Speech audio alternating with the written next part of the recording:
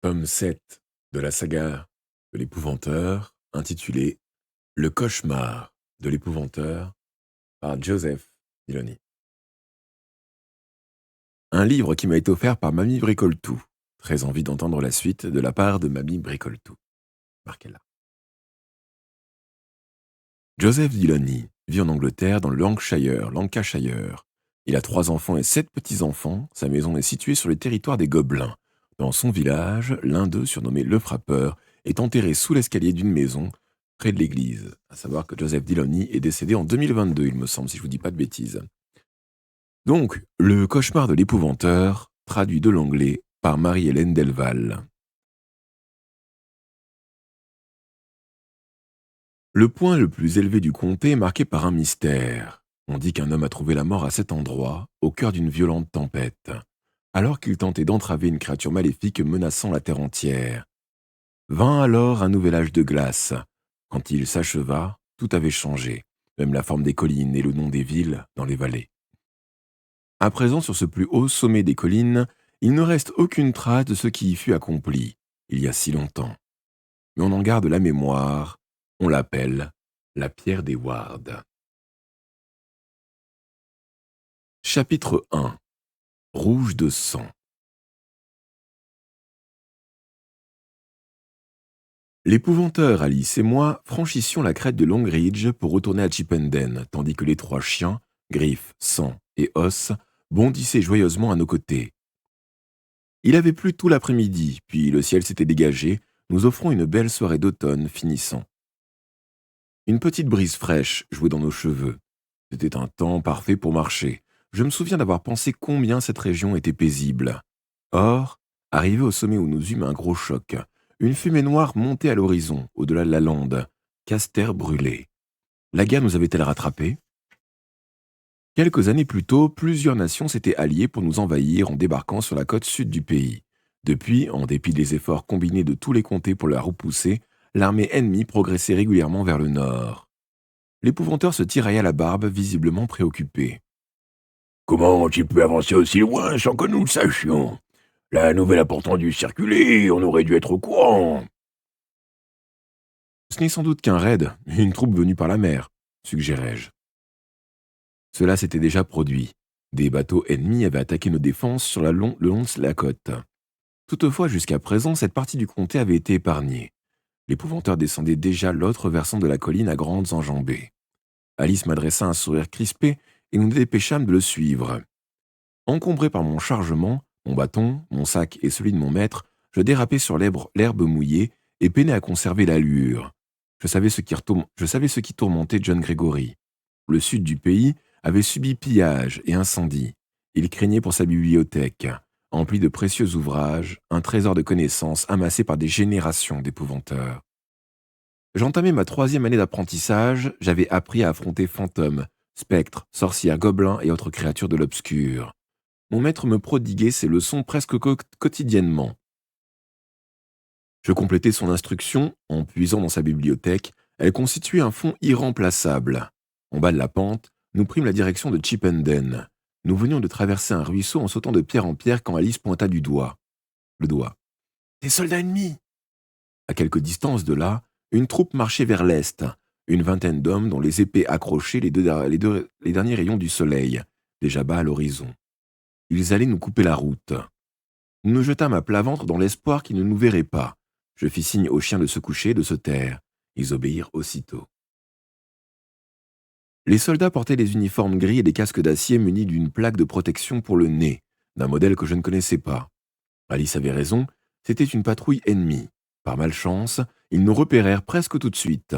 Un officier nous désigna et aboya un ordre. Un détachement s'avança vers nous. « Par ici !» cria l'épouvanteur.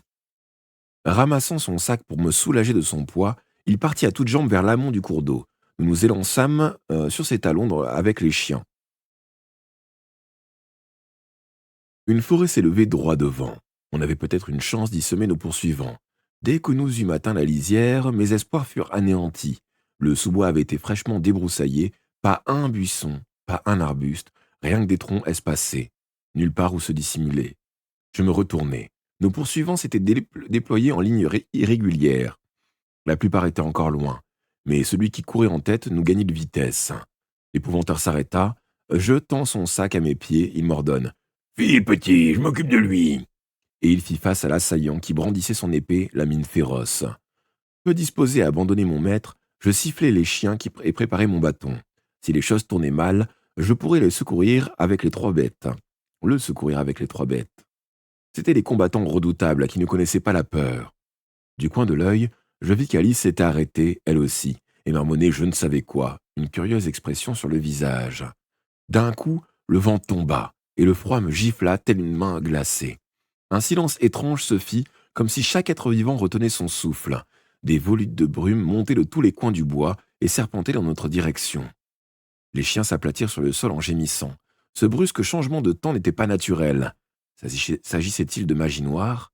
J'interrogeai Alice du regard. Même si son but était de nous aider, mon maître serait furieux qu'elle use de ce genre d'artifice. Sachant qu'elle avait suivi pendant 2 ans une formation de sorcière, il craignait sans cesse qu'elle bascule vers l'obscur. L'épouvanteur avait pris une posture de défense, son bâton levé en diagonale. Le soldat fondit sur lui en abattant son épée. Le cœur me manqua, mais je m'étais effrayé pour rien. J'entendis un cri de douleur, c'était le soldat, pas mon maître. L'épée voltigea avant de retomber dans l'herbe, et un puissant coup de bâton à la tempe jeta l'assaillant à genoux. La brume s'épaississait rapidement. L'espace d'un instant, je perdis John Grégory de vue, puis je l'entendis courir vers nous. Dès qu'il nous eut rejoints, nous fonçâmes remontant toujours le cours de la rivière. Le brouillard était de plus en plus dense. À la sortie du bois, nous longeâmes une haie d'aubépines pendant une centaine de mètres, avant que l'épouvanteur nous fît signe de nous arrêter. Accroupis dans un fossé avec les chiens, hors d'haleine, nous tendîmes l'oreille. D'abord, aucun bruit de poursuite ne nous parvint. Puis, nous perçûmes des voix venant des 2 côtés à la fois. Les soldats n'avaient pas abandonné les recherches, bien que la nuit fût sur le point de tomber. À chaque minute qui s'écoulait, nos chances de rester inaperçus augmentaient. Au moment où nous nous pensions enfin hors de danger, les voix se firent plus fortes. Les pas se rapprochèrent. Ils se dirigeaient droit vers notre cachette. Mon maître et moi attrapâmes nos bâtons, prêts à vendre chèrement notre peau.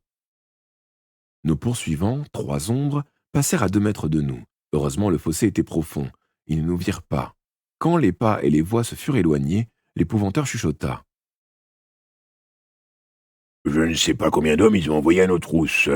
Et tout ça, ils ont l'air déterminés à nous trouver. Mieux vaut rester cachés là jusqu'au matin. » Nous nous préparâmes donc à passer une nuit froide et inconfortable dans le fossé. Je n'arrivais pas à fermer l'œil, et comme souvent dans ce genre de situation, je m'assoupis peu avant l'aube.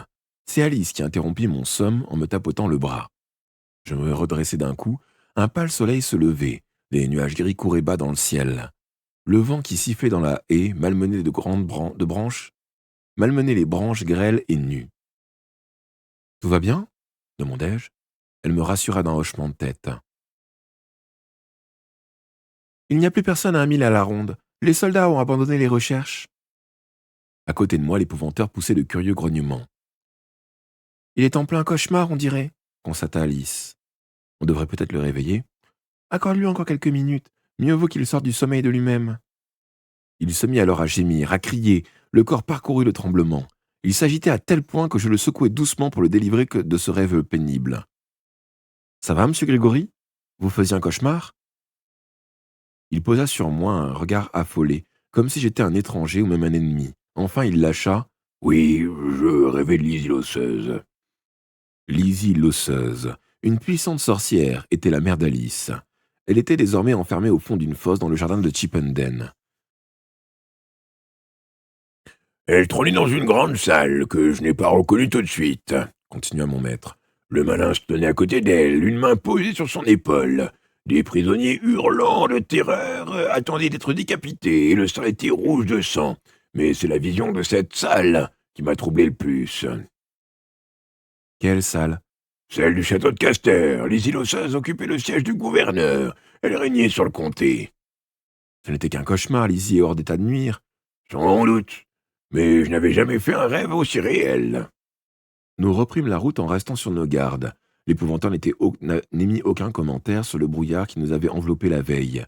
Concentré sur son duel avec le soldat, il n'avait peut-être rien remarqué. Après tout, le phénomène n'était pas rare en cette saison. Mais c'était un tour d'Alice, j'en étais certain. Cela dit, J'aurais eu mauvaise grâce à le lui reprocher. N'étais-je pas moi-même complice de l'obscur? Nous étions récemment rentrés de Grèce après avoir vaincu l'Ordine, une très ancienne et redoutable divinité. Cette victoire nous avait cependant coûté cher.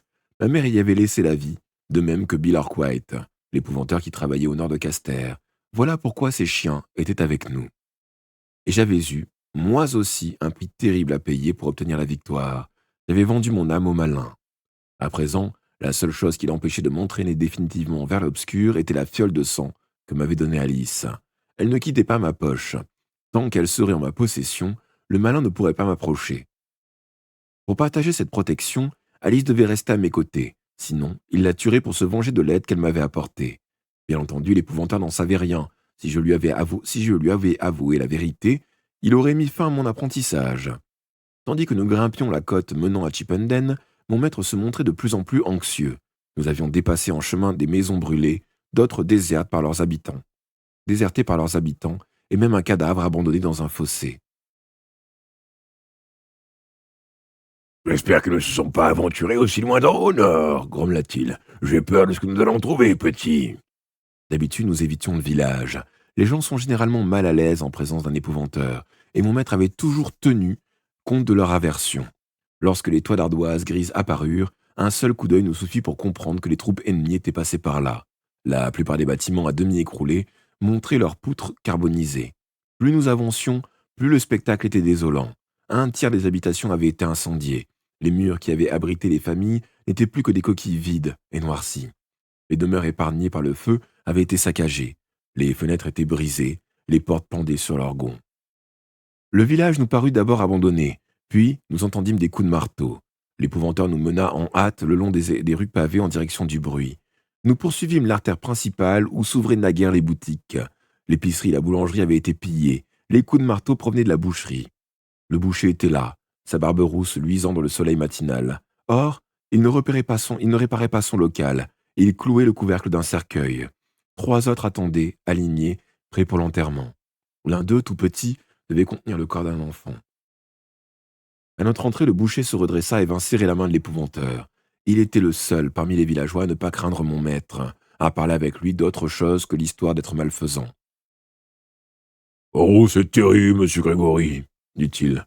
Rien ne sera plus jamais comme avant. » Désignant les cercueils, l'épouvanteur marmonna. « Oh, j'espère que ce n'est pas... Oh non, grâce au ciel, j'avais mis ma famille en sécurité. Ces pauvres gens n'ont pas fui à temps. Ça s'est passé il y a 3 jours. Une patrouille est arrivée. Ils ont massacré tous ceux qu'ils croisaient. Ils cherchaient des vivres. Quel besoin avaient-ils de tuer les habitants et de brûler les maisons? Ils n'avaient qu'à prendre ce qu'ils voulaient et s'en aller. » L'épouvanteur acquiesça en silence. Je savais quelle aurait été sa réponse, s'il avait parlé. Il aurait dit que c'était à cause du malin, qui était lâché dans le monde. C'était lui qui rendait les humains encore plus cruels, la guerre encore plus violente. « C'est bien triste pour votre maison, monsieur Grégory, » reprit le boucher. Le visage de mon maître se décomposa. « Quoi? Oui, je suis désolé, vous ne le saviez pas. Je pensais qu'on vous avait mis au courant. On a entendu le gobelin rugir à des milles de là. Les soldats devaient être trop nombreux pour qu'ils en viennent à bout. Ils ont pillé votre maison, emporté tout ce qu'ils pouvaient transporter, et ils y ont mis le feu.